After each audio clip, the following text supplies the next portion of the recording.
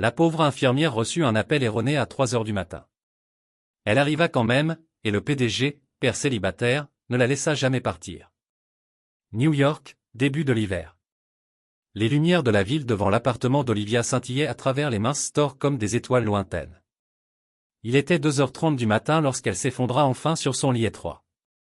Sa blouse était froissée. Ses cheveux blonds lui collaient au front, humides. Et ses jambes lui faisaient mal après les 14 heures de garde aux urgences auxquelles elle venait de survivre. Le froid de la fenêtre entrebâillée lui mordait les chevilles, mais elle était trop fatiguée pour s'en soucier. Elle venait d'enlever son masque chirurgical et sombrait dans un demi-sommeil lorsque son téléphone sonna. Le son strident trancha le silence comme une sirène. Olivia gémit, se frotta les yeux et cligna des yeux en voyant le numéro inconnu affiché sur l'écran. Elle répondit, « Maman, papa a encore mal à la poitrine. » Une petite voix gémit. Olivia se redressa instantanément, alerte. « Je crois que tu t'es trompée de numéro, ma chérie. »« Qui est-ce » La voix de la fillette tremblait. « Toi ? Tu n'es pas maman ? Tu es médecin ?» La voix d'Olivia s'adoucit. « Je suis infirmière. »« Que se passe-t-il, ma chérie ? » Papa n'arrive pas à respirer. Il est par terre. « Aide-moi, s'il te plaît. » Le pouls d'Olivia s'accéléra. « Où es-tu ? » Je ne sais pas. Notre maison est blanche. Il y a une clôture noire et un feu rouge devant. Maman a écrit ce numéro pour les urgences. La voix de l'enfant se brisa et le cœur d'Olivia se brisa un peu. J'arrive, dit-elle sans réfléchir. Toujours en blouse, Olivia attrapa sa trousse d'urgence, fourra son téléphone dans sa poche et se précipita dehors dans le froid. La pluie avait commencé, légère mais glaciale. Son souffle se transforma en brouillard lorsqu'elle monta dans sa vieille voiture et sortit de l'allée. Elle conduisit d'abord sans but, scrutant chaque maison, chaque lampadaire. Les quartiers se confondaient dans l'ombre, ses mains crispées sur le volant, les jointures blanches. Puis elle la vit. Une vieille maison blanche avec une clôture en fer noirci et une lumière rouge vacillante sur le porche. Elle se gara sur le trottoir, monta les marches en courant et frappa fort. La porte s'ouvrit en grinçant. Une petite fille de 4 ans à peine se tenait pieds nus, les joues humides de larmes. « Tu es venue » murmura-t-elle. « Je te l'avais dit » dit doucement Olivia. La jeune fille la conduisit à l'intérieur. Dans le salon, un homme gisait effondré sur le sol, haletant, la poitrine serrée. Sans hésiter, Olivia se laissa tomber à genoux, ouvrit son sac et commença les soins d'urgence. Ses lèvres étaient pâles. Sa respiration était rauque. Elle prit son inhalateur, exerça une pression, lui parla d'un ton ferme, même s'il ne pouvait pas répondre. Finalement, après de longues minutes, la respiration de l'homme ralentit. Sa poitrine se soulevait et s'abaissait, sans plus de violence. Ses paupières battaient. Il leva les yeux vers sa voix confuse. « Qui es-tu » Olivia expira en tremblant. Une petite fille m'appelait.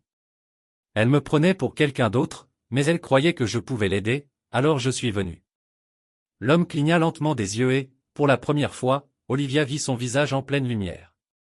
Mâchoire anguleuse, joues creuses et yeux épuisés qui avaient dû briller autrefois. Ce n'était pas un homme ordinaire. Mais à cet instant, rien de tout cela n'avait d'importance. Car ce soir, la foi désespérée d'une enfant s'était retrouvée entre les mains de quelqu'un qui ne la laisserait pas tomber. Le salon était faiblement éclairé, des ombres s'étirant sur les murs. Olivia était assise au bord du canapé, sa trousse de premiers soins toujours ouverte à côté d'elle. Le faible bruit d'une ambulance s'amplifia au loin. Elle avait fait tout ce qu'elle pouvait pour l'instant. Noah respirait à nouveau régulièrement, même si sa peau était toujours pâle et tiraillée. Un gémissement rompit le silence. Noah remua sur le tapis, levant une main vers sa poitrine. Puis ses yeux s'ouvrirent lentement. Il cligna des yeux vers le plafond, puis tourna la tête et la vit. « Tu ne viens pas de l'hôpital » dit-il d'une voix rauque, la voix brisée. « Qui es-tu » Olivia se tenait debout, se frottant les genoux. « Je suis infirmière. Je viens de terminer mon service. J'ai reçu un appel d'une enfant qui disait que son père ne pouvait plus respirer. » Noah fronça les sourcils. « Un appel de qui » Avant qu'Olivia ne puisse répondre, de légers pas résonnèrent dans l'escalier. Une petite fille aux cheveux noirs en bataille et aux larmes perlées. Ses joues émergèrent de l'ombre, serrant un lapin en peluche contre sa poitrine. Lily, murmura Noah. Il essaya de se redresser, mais Olivia posa doucement une main sur son épaule. Ne te fatigue pas? Olivia s'accroupit à la hauteur de la fille. C'est toi qui m'as appelé, ma puce? Lily hocha lentement la tête. J'ai composé le numéro que tu m'as donné quand papa était malade. Le cœur d'Olivia se serra. Et ta maman? Elle n'est plus là. La fille secoua la tête. Elle est dans le ciel comme les étoiles. Noah ferma brièvement les yeux, comme si ce mot avait touché quelque chose de profond. Le regard d'Olivia passa de Lily à lui, puis de nouveau à lui. Je crois qu'elle avait mon numéro avant, dit Olivia doucement. Ta maman. Les opérateurs téléphoniques les réutilisent. Je suppose que c'est moi qui ai fini par l'avoir. La lèvre inférieure de Lily trembla. Mais tu as répondu. Tu es venu. Je l'ai fait, dit Olivia. Et tu as été si courageuse d'appeler. On frappa à la porte. Les secours étaient arrivés. Olivia les guida à l'intérieur et leur fit un rapide rapport. Ils stabilisèrent l'état de Noah, prirent ses constantes et installèrent un masque à oxygène portatif. Il refusa d'aller à l'hôpital pour l'instant, insistant sur le fait qu'il consulterait son médecin le lendemain matin. Une fois l'agitation retombée et les ambulanciers partis, Olivia se retourna pour partir. Ses yeux étaient remplis de terre, d'épuisement. Sa blouse lui collait au visage, et Dawn n'était qu'à 1 heure de route. Mais alors qu'elle attrapait son manteau, une légère traction l'arrêta. Lily, les petits doigts de l'enfant agrippèrent le bas de la chemise d'Olivia. « Tu peux rester ? » Encore un peu, demanda-t-elle, les yeux écarquillés et suppliants. Olivia hésita. Noah essaya de se redresser et les observa. « Tu en as assez fait, dit-il d'une voix basse mais sincère. Tu n'étais vraiment pas obligé de venir ici. Olivia soutint son regard. Peut-être pas, mais quelqu'un a appelé à l'aide. Et je ne suis pas du genre à ignorer ça. Noah regarda sa fille, puis de nouveau Olivia. Elle n'a pas beaucoup parlé depuis la mort de sa mère. Elle n'appelle jamais personne. Je ne sais même pas comment. Elle a réussi à se souvenir du numéro. Je suppose, dit Olivia en soulevant doucement Lily sur ses genoux. Parfois, le cœur se souvient de ce que l'esprit oublie. Le silence revint dans la pièce. Olivia était assise là, tenant Lily dans ses bras tandis que l'enfant appuyait sa tête sur son épaule. Noah s'adossa au canapé, respirant lentement et régulièrement. Et dans ce petit cercle de silence, prisonnier du chagrin, de l'instinct et d'un appel malencontreux, quelque chose de fragile et de nouveau commença à se former. Comme la première chaleur avant le lever du soleil, l'horloge sur la cheminée sonna 5 heures. Olivia avait prévu de partir depuis longtemps. Son service était terminé depuis des heures, et l'épuisement la tiraillait jusqu'aux fibres de son être. Pourtant, elle resta, les jambes repliées sur le tapis du salon. Une couverture chaude drapait ses épaules.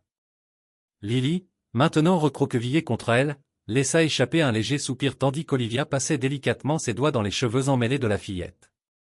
Le salon était devenu plus silencieux, plus paisible, la lumière matinale filtrait à travers les rideaux. Ils avaient feuilleté 2 livres d'images, usés, au coin déchiré et au gribouillis léger au crayon. Olivia était allée chercher un biberon de lait chaud dans le réfrigérateur, devinant d'instinct où les choses se trouvaient. Elle avait tenu Lily dans ses bras lorsque la petite fille avait perdu son souffle au milieu d'une phrase, et lui avait murmuré des histoires de hiboux courageux et de ciels étoilés, jusqu'à ce que ses sanglots se transforment en bâillements. Noah, encore faible mais alerte maintenant, avait observé depuis le canapé, une couverture sur les jambes. Sa respiration était moins difficile, sa poitrine serrée s'était apaisée grâce à la rapidité d'action d'Olivia. Il avait peu parlé, la voix immobile, mais ses yeux ne quittaient jamais sa fille du regard. Enfin endormie, enveloppée de chaleur et de réconfort, accrochée à une inconnue comme si elle la connaissait depuis toujours. Cela avait réveillé quelque chose en lui, un étrange mélange de culpabilité, de gratitude et d'autres choses qu'il ne pouvait nommer. « Je ne sais pas comment te remercier, dit-il finalement, brisant le silence. Olivia leva les yeux. « Tu n'as pas besoin de le faire. Tu m'as sauvé la vie. » J'étais juste là, répondit-elle doucement. Au bon moment. Il s'adossa au coussin, expirant lentement. Non, tu étais ce dont elle avait besoin, ce dont j'avais besoin, même par erreur. Olivia sourit faiblement en repoussant une mèche de cheveux derrière son oreille. C'est une petite fille forte. Elle savait quoi faire. La plupart des adultes paniqueraient. Elle n'a parlé à personne comme ça depuis plus d'1 an, murmura Noah. Depuis la mort de sa mère. J'ai essayé des thérapeutes, des conseillers d'orientation. Rien n'a fonctionné. Et puis ce soir, toi. Le regard d'Olivia se reporta sur l'enfant blotti à ses côtés. Peut-être avait-elle simplement besoin d'être celle qui aide quelqu'un cette fois. Parfois, c'est comme ça que la guérison commence. La pièce retomba dans le silence. Un silence partagé. Un silence de survivants. Alors que le soleil commençait à se lever, Olivia souleva doucement Lily et la porta jusqu'au petit lit à l'étage, la borda dans les couvertures et s'arrêta pour lui lisser les cheveux. Elle s'attarda un instant, observant l'enfant respirer paisiblement, puis redescendit sur la pointe des pieds. Noah était maintenant assis, le masque à oxygène posé à côté de lui. « Puis-je te demander quelque chose ?» dit-il d'un ton hésitant. « Bien sûr. Veux-tu revenir un instant ? Je ne sais pas ce que c'était. Je n'attends rien. Mais Lily, je ne l'ai pas vue aussi calme depuis la mort d'Anna. » Olivia le regarda longuement. L'épuisement dans son regard était profond, plus profond que celui qu'une seule nuit de sommeil manqué pouvait causer. C'était le genre de fatigue qu'on ressent quand on porte trop de poids trop longtemps seul. « Je travaille presque tous les soirs, » dit-elle doucement. « Et j'ai cours pendant la journée, » acquiesça-t-il rapidement. « Je comprends. » C'était juste. Il s'interrompit, ne voulant pas paraître désespéré. Olivia ramassa ses affaires. C'était une nuit étrange. Il ricana sèchement. C'est une façon de dire les choses. Elle se dirigea vers la porte, l'ouvrit, puis marqua une pause. Lentement, elle se retourna et fouilla dans son sac. D'une poche latérale, elle sortit une boîte scellée et la posa sur la table d'appoint. « Un inhalateur d'urgence, » dit-elle. « Pour la prochaine fois que tu oublies tes médicaments. »« Tu ne me factures pas ça, si ?» la taquina-t-il en haussant un sourcil. « Non, » dit-elle avec un petit sourire narquois. « Mais je passerai peut-être prendre ton pouls de temps en temps. » Gratuitement. Noah sourit. Il n'était pas large. Ce n'était pas parfait, mais c'était réel, et il n'avait pas ressenti ça depuis des semaines. Olivia sortit, serrant son manteau contre la fraîcheur matinale. La rue était encore calme, baignée d'une pâle lumière orange. En se dirigeant vers sa voiture, elle jeta un coup d'œil à la petite maison blanche, à la maison avec la lumière rouge du porche et à l'enfant qui avait composé le mauvais numéro, qui s'est avéré être le bon. Elle ignorait la suite. Mais pour l'instant, elle savait qu'elle reviendrait, non par obligation, ni par pitié, mais parce que quelque chose concernant cette petite famille brisée s'était installé au plus profond d'elle, et qu'elle n'était pas prête à le laisser partir. Chaque journée commençait de la même façon. Désormais, Olivia arrivait à la Maison Blanche, avec sa clôture en fer et sa lumière rouge du porche, vers 9 heures du matin, apportant toujours un petit quelque chose, un livre d'histoire, une pâtisserie fraîche ou un nouveau coloriage pour Lily. La petite fille attendait à la fenêtre, le nez collé à la vitre, saluant Olivia lorsqu'elle s'arrêtait. Noah observait généralement depuis la cuisine, sirotant son café en silence, mi-reconnaissant. Je ne savais pas ce que cette routine allait devenir. Olivia ne restait jamais longtemps. Au début, juste 1 heure ou 2, elle lisait à Lily, la faisait rire, ramassait les jouets éparpillés et rappelait gentiment à Noah de prendre ses médicaments ou de manger autre chose qu'une pizza réchauffée. Elle ne s'imposait jamais. Pourtant, d'une certaine manière, elle s'intégrait au rythme de la maison. Ni bruyante, ni tape à accent grave l'œil, juste présente. Un matin, Lily entraîna Olivia dans son petit coin dessin et lui montra un dessin au crayon, un bonhomme allumette aux longs cheveux blonds se tenant entre 2 autres, dont l'un était grand. « C'est toi ?» dit-elle fièrement en désignant la silhouette du milieu. « Papa et moi te tenons la main pour que tu ne te perdes pas », le cœur d'Olivia se serra. Noah vit le dessin plus tard dans la journée et ne dit rien. Mais lorsqu'Olivia alla à la cuisine, elle trouva un mot à côté d'une tasse de thé qu'il lui avait préparée. « Merci de ne pas t'être perdu. » Ce soir-là, après que Lily fut couchée et que la maison eut retrouvé son doux silence habituel, Olivia et Noah s'assirent aux extrémités opposées du salon. Un documentaire sur la vie marine passait à la télé, mais aucun des deux ne le regardait vraiment. « Ça te manque parfois ?» demanda soudain Olivia, brisant le silence. Noah leva les yeux. « Quoi ? » Diriger une entreprise, porter des costumes, donner des conférences TED. Un rire sec s'échappa de ses lèvres. Avant, je pensais être important, que ce que je construisais comptait. Il marqua une pause, le regard perdu dans la cheminée. Mais après la mort d'Anna, je ne pouvais plus entrer dans ce bureau sans me sentir comme un imposteur.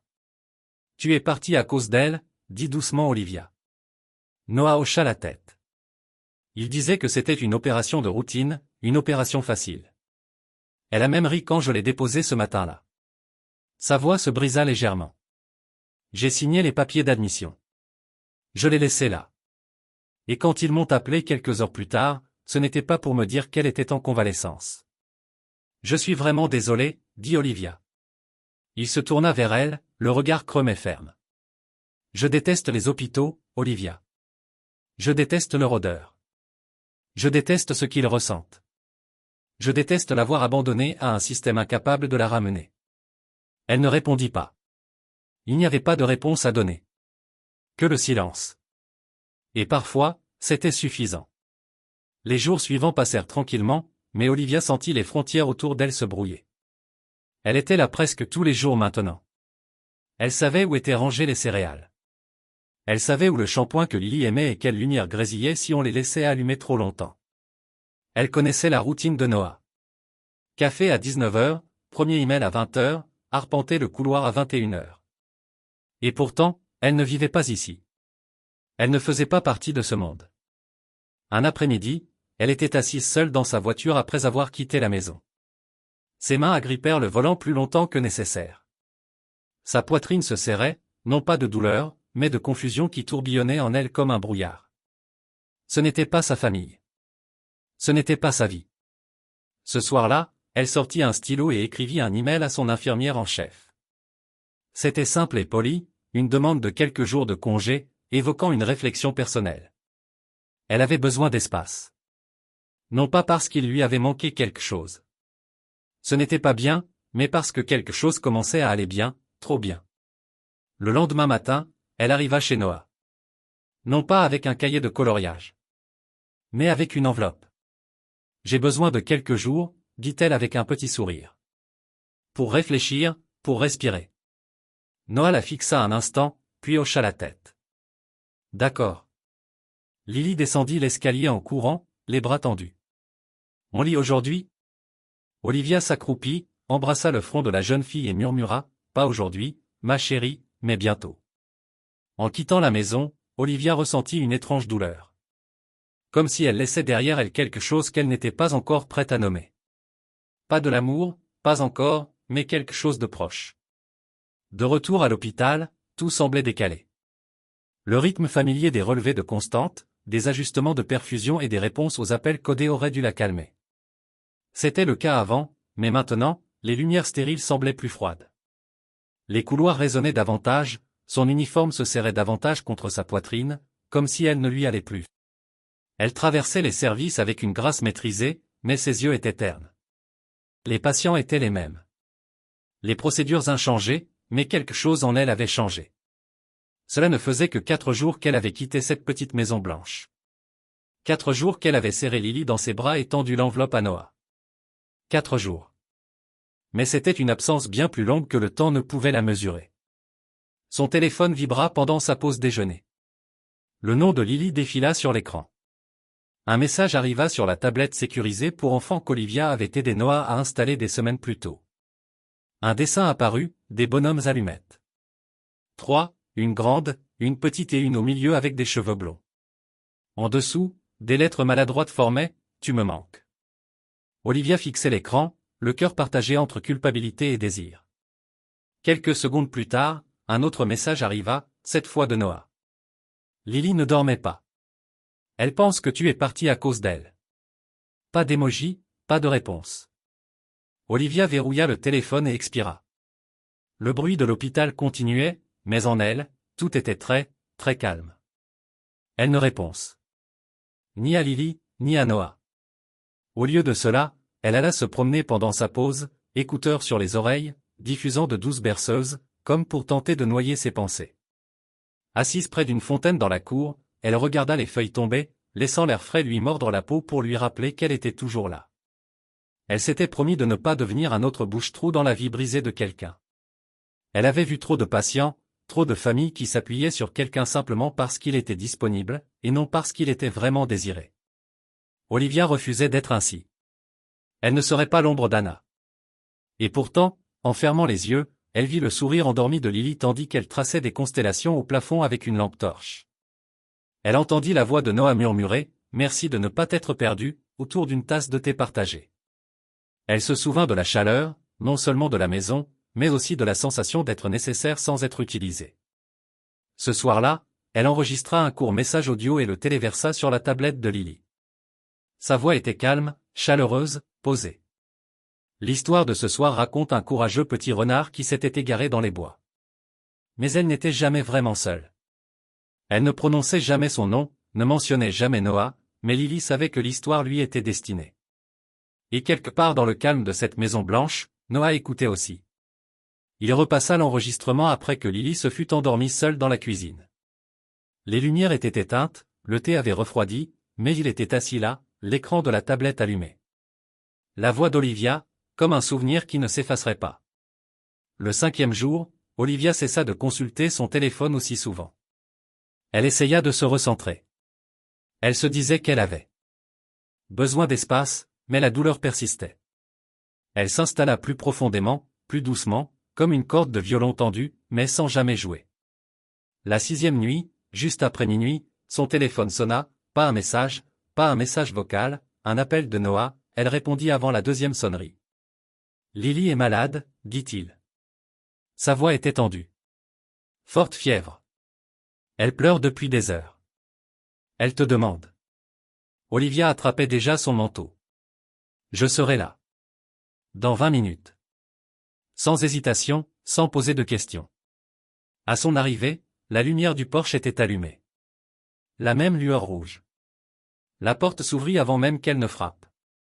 Noah resta là, les yeux fatigués, la chemise froissée. Il ne dit rien.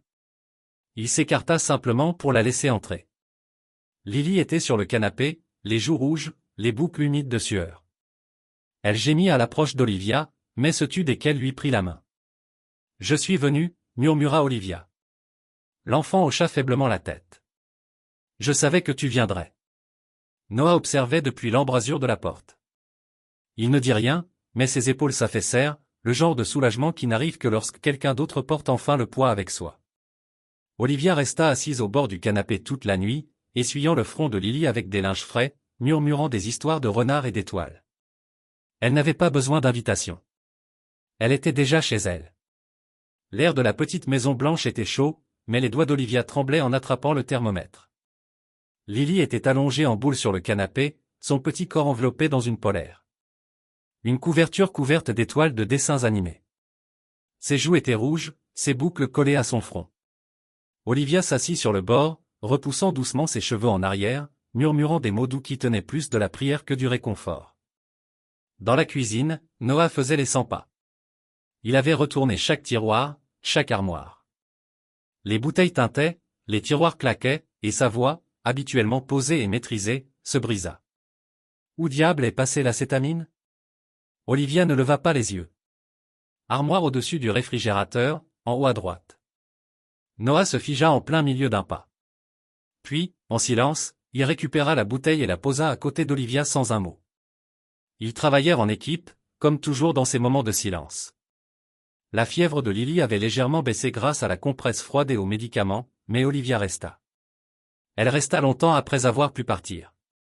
Longtemps après que Noah eut cessé de faire les 100 pas. Lorsque Lily s'endormit enfin d'un sommeil agité, Olivia expira. Elle se leva, ajusta la couverture, puis retourna dans la cuisine où Noah était assis, affalé à la table, une main serrant une tasse de du thé intacte. Olivia se servit un verre d'eau. Sa voix était posée. « Je ne suis pas revenu pour toi. » Noah leva les yeux, surpris. Elle continua, « Je suis venu parce qu'un enfant avait peur. Parce que je ne pouvais pas ignorer sa voix. C'est tout. » Noah hocha lentement la tête, les yeux sombres d'une lueur indéchiffrable. Il ne protesta pas, ne supplia pas, « Je sais », dit-il simplement. Olivia croisa les bras, appuyée contre le comptoir. Le silence s'étendit entre eux comme le pont fragile qu'il n'avait pas encore franchi. Puis, lentement, Noah fouilla dans la poche intérieure de son manteau et en sortit un morceau de papier plié. Il le glissa vers elle sur la table. Olivia baissa les yeux, les sourcils froncés, lisant l'entête. Demande de réintégration, conseil médical de l'État de New York. Elle cligna des yeux. Toi, il croisa son regard. Je n'en ai jamais parlé à personne, mais j'étais chirurgien traumatologue agréé avant de passer à l'administration. Après Anna, j'ai tout quitté. Membre du conseil, consultant, tout. Je ne pensais pas pouvoir me faire confiance pour aider un autre patient. Pas après. Sa voix s'éteignit, mais Olivia n'insista pas. Elle comprenait. Parfois, le silence était plus vrai que les mots. Il tapota le papier. Mais ensuite, tu es arrivé. Tu es arrivé là où personne d'autre ne le ferait. Tu n'as même pas hésité. Elle regarda à nouveau le formulaire. Son cœur se serra. Tu postules pour revenir. Il hocha brièvement la tête. Pas comme PDG. Pas dans une salle de réunion. Juste pour aider à nouveau. Peut-être à temps partiel. Peut-être dans une clinique. Quelque chose de concret. Olivia le fixa du regard, et à cet instant, quelque chose en elle s'adoucit, non par sympathie, mais par reconnaissance. Ce n'était pas un homme qui cherchait à être sauvé. C'était un homme qui choisissait discrètement de se relever. Elle posa une main sur le formulaire, lissant doucement les bords. Tu n'as pas besoin de moi ici pour ça. Non, dit-il. Mais je ne me serais pas souvenu que je pouvais encore être cet homme, si tu n'étais pas venu. Elle détourna le regard en se mordant la lèvre. Sa gorge était serrée. Puis il se leva et marcha vers elle, pas trop près, mais suffisamment près pour qu'elle puisse lire l'espoir fatigué dans ses yeux. Si jamais tu te sens prête, dit-il d'une voix plus basse, presque fragile. Ne viens pas seulement pour Lily, soutint-elle son regard. Viens pour toi. Viens pour ce que cela pourrait être si tu le permets. Olivia ne répondit pas. Pas tout de suite. Au lieu de cela, elle le dépassa, retourna sur le canapé et s'accroupit à nouveau près de Lily. Elle caressa la main de la petite fille, la vit frémir lorsque Lily remua et se pencha vers elle, même endormie. Elle ferma les yeux. Peut-être était-elle venue pour l'enfant. Mais peut-être, juste peut-être, une part d'elle-même avait regretté le sentiment d'être vue, non pas comme une personne qui prend soin d'elle ou qui la sauve, mais comme quelqu'un qui valait la peine d'être là. Cette nuit-là, Olivia resta jusqu'à ce que le ciel se teinte de lavande et que les lumières de la ville s'éteignent. Elle partit discrètement avant l'aube, mais cette fois, ses pas n'étaient pas ceux d'une fugueuse. C'étaient ceux de quelqu'un qui pourrait revenir. 1 an plus tard, le quartier avait changé pour Olivia, non pas parce que les rues avaient changé, mais parce qu'elle-même avait changé. Fini les gardes nocturnes aux urgences, les interminables formalités administratives et les couloirs blanchis à la chaux qui autrefois la hantissaient jour et nuit. Elle avait troqué l'odeur stérile de l'antiseptique contre l'air frais des petits matins et les rires des enfants. Son appartement était désormais un petit 2 pièces au-dessus d'une boulangerie, à seulement 3 pâtés de maison de chez Noah. Il était modeste, avec des meubles dépareillés et des rideaux délavés par le soleil, mais c'était le sien. Pour la première fois depuis des années, Olivia avait choisi où elle voulait être, et elle avait choisi ici. Elle ne portait plus de blouse. Chaque matin, elle ouvrait les portes d'un garage aménagé qui lui servait de salle de premier secours. À l'intérieur, des rangées de mannequins taille enfant, des posters sur la technique de Heimlich, des étagères de bandages et de stéthoscopes en plastique, ainsi qu'un tableau blanc avec les sujets des cours du jour. Lily était toujours la première à arriver. À 5 ans, la petite fille entrait dans chaque classe, son sac à dos rebondissant et ses boucles attachées en une queue de cheval désordonnée. Elle s'approchait d'Olivia, lui adressait un large sourire et annonçait « J'ai pris l'attention de papa ce matin. Il va bien. » Olivia feignait d'être sidérée. « Eh bien, infirmière Lily, tu es immédiatement promue infirmier, R. Junior. » Tous les enfants de la classe l'adoraient, mais personne autant que Lily, qui insistait pour appeler Olivia « Coach Liv ». Noah disait toujours que c'était sa façon de faire en sorte qu'Olivia soit unique. Noah lui-même avait commencé à faire du bénévolat 2 fois par semaine, aidant à réparer la plomberie de la classe et à construire des étagères supplémentaires. Il apportait des collations, toujours celles qu'Olivia trouvait secrètement fades, mais appréciait néanmoins. Il n'insistait jamais, ne demandait rien, mais il restait. Un samedi matin, Olivia trouva un mot sur le tableau d'affichage. Il était dessiné à la main au crayon violet. C'est aujourd'hui, Lily. Elle sourit, perplexe. La réponse arriva le soir même. Le centre communautaire local organisait sa soirée annuelle de remise de prix. Olivia avait été nominée par plusieurs résidents pour ses contributions à la santé publique, notamment pour son travail d'enseignement des soins d'urgence de base aux familles. Elle n'avait pas prévu d'y assister. Elle préférait les coins tranquilles et les interventions en coulisses. Mais Noah a gentiment insisté, alors elle y est allée. L'auditorium était bondé, chaud comme la braise et bercé par le brouhaha des voisins qui renouaient des liens. Olivia était assise au fond, les cheveux ramenés derrière les oreilles, le cœur battant doucement. Puis elle a entendu son nom. Elle a levé les yeux juste à temps pour voir Lily, vêtue d'un chemisier blanc et d'une jupe bleue, montée sur le podium, le micro presque plus haut qu'elle. Le présentateur lui a murmuré quelque chose en ajustant le micro. Puis Lily s'est éclairci la gorge. « Je m'appelle Lily Campbell. J'ai 5 ans. J'avais très peur la nuit, surtout quand mon père tombait malade. Mais j'ai rencontré quelqu'un de courageux. Le public s'est tu. Elle est venue chez moi parce que j'ai appelé ma mère. Mais elle est venue quand même si ce n'était pas ma mère. Ce n'est pas ma mère. » Lily a marqué une pause, sa petite voix posée mais émue. « Mais c'est la personne à qui je voudrais ressembler le plus quand je serai grande. » Il y eut un silence, puis un tonnerre d'applaudissements. Olivia ne bougea pas. Impossible. Sa gorge se serra, ses mains tremblèrent et sa vision se brouilla tandis que des larmes lui montaient aux yeux. Puis une main chaude trouva la sienne. Elle baissa les yeux. Noah se tenait à côté d'elle, silencieux, l'expression douce mais assurée. Il ne dit rien. Il n'en avait pas besoin, ses doigts entrelacés aux siens, doucement mais fermement. Olivia se retourna vers la scène, des larmes coulant sur sa joue. Ce n'était pas une grande déclaration, ni une demande en mariage ni des retrouvailles théâtrales, mais c'était quelque chose de plus calme, de plus fort. C'était un sentiment, celui d'être vu, d'être désiré, d'être chez elle. Le soleil était bas dans le ciel, projetant de longues rayures dorées sur la palissade blanche qui encadrait leur paisible jardin. Une douce brise printanière murmurait à travers les feuilles de l'érable, et l'odeur des biscuits frais flottait par la fenêtre ouverte de la cuisine. L'après-midi était empreint de ce calme rare, celui qui vous fait vous arrêter, respirer et ressentir. Olivia était assise en tailleur sur une couverture à carreaux, une tasse de tisane à la camomille nichée entre ses mains. Ses cheveux blonds brillaient dans la lumière déclinante. Sur l'herbe, Lily faisait la roue pieds nus, son rire s'écoulant comme une musique. Ses boucles blondes rebondissaient à chaque mouvement, une joie sans filtre et sans contrainte. Noah était assis non loin de là, sur un banc en bois, un livre ouvert sur ses genoux, mais jamais lu. Son regard ne les quittait pas. Plus d'1 an s'était écoulé depuis cet appel à 3 heures du matin, 1 an depuis qu'une voix tremblante au téléphone avait ouvert quelque chose en lui. Depuis, tout avait changé. Olivia n'était plus seulement l'infirmière qui débarquait. Elle était désormais le rythme de leur journée, le calme dans leur tempête. Et, appela Lily en courant et se laissant tomber à côté d'Olivia. Elle attrapa le téléphone de Noah dans l'herbe et le porta à son oreille, imitant une voix grave. « Allô, c'est l'infirmière ?» Puis elle éclata de rire. « Papa, si quelqu'un appelle encore le mauvais numéro, que dois-je dire ?» Noah sourit doucement. « Tu leur dis qu'ils ont appelé exactement la personne qu'ils cherchaient. » Lily pencha la tête, pensive, puis hocha la tête. « D'accord, je vais le dire. » Olivia rit doucement en repoussant une feuille des cheveux de Lily.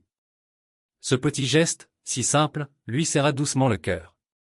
Elle baissa les yeux vers la petite fille, maintenant blottie contre elle, et sut qu'elle ne pourrait jamais redevenir celle qu'elle était avant. Noah se leva du banc et s'avança vers eux. Il s'agenouilla sur la couverture, fouilla dans sa poche. Il en sortit une petite boîte en bois, lisse, simple, usée sur les bords comme si elle avait été tenue maintes fois. Il la plaça délicatement dans la main d'Olivia. « Ouvre-la, dit-il à voix basse. Elle ouvrit le couvercle. À l'intérieur se trouvait une bague en argent, simple et élégante. Pas de pierre, juste une gravure subtile sur la courbe intérieure. Elle répondit à 3 heures du matin. Elle leva les yeux vers lui, les yeux écarquillés. « Je n'avais jamais prévu d'aimer à nouveau, dit Noah d'une voix ferme mais douce. Mais cette nuit-là, quand tu es arrivé sans savoir qui j'étais, fatigué et toujours prêt à venir, tu ne m'as pas seulement sauvé la vie. Tu t'es lancé comme si tu étais destiné à être là depuis toujours. » Les yeux d'Olivia brillèrent. Elle ne parla pas. Elle n'en avait pas besoin. Elle referma doucement la boîte, puis se pencha en avant et posa son front contre le sien. Noah expira lentement, comme si quelque chose qu'il avait trop longtemps retenu en lui se libérait enfin. Puis Lily rit et entoura les deux adultes de ses bras. Câlin collectif, hurla-t-elle. Équipe pour toujours, rit Olivia, des larmes coulant silencieusement sur ses joues. Noah les serra contre lui, et pendant un long moment, ils restèrent simplement serrés l'un contre l'autre. Ils n'avaient pas besoin d'un mariage ni d'alliance pour le prouver. Ils étaient déjà une famille, et il n'avait fallu qu'un mauvais appel. Alors que le soleil plongeait derrière les toits et les ombres s'allongeaient à travers la cour, les trois sont restés là, entrelacés dans les bras l'un de l'autre, dans la chaleur tranquille d'une vie qu'ils avaient choisie. Parfois, les gens que nous sommes censés aimer ne viennent pas à nous par le sang, mais par accident, par grâce, par le courage de répondre quand personne d'autre ne le ferait. Et parfois, le mauvais numéro est le début de tout. Merci de nous rejoindre dans ce voyage émotionnel. Une histoire née d'un seul mauvais appel et le courage d'une petite fille. Dans un monde qui se sent souvent déconnecté. Ce sont des histoires comme celle-ci qui nous rappellent que l'amour ne frappe pas toujours à la porte d'entrée. Parfois, il sonne à 3 heures du matin et demande « Pouvez-vous aider ?» Si cette histoire a touché votre cœur, si cela vous faisait croire une fois de plus dans le pouvoir tranquille de la gentillesse et la beauté inattendue de la famille Found, veuillez partager, et surtout, abonner à des histoires émouvantes de l'âme. Parce que quelque part là-bas, quelqu'un a besoin d'un rappel que l'espoir peut venir de n'importe où, même du son d'un téléphone au milieu de la nuit. Restez avec nous pour plus d'histoires qui guérissent, qui inspirent et qui restent avec vous longtemps après le dernier mot. Ce sont des histoires d'âme, où chaque histoire est un battement de cœur.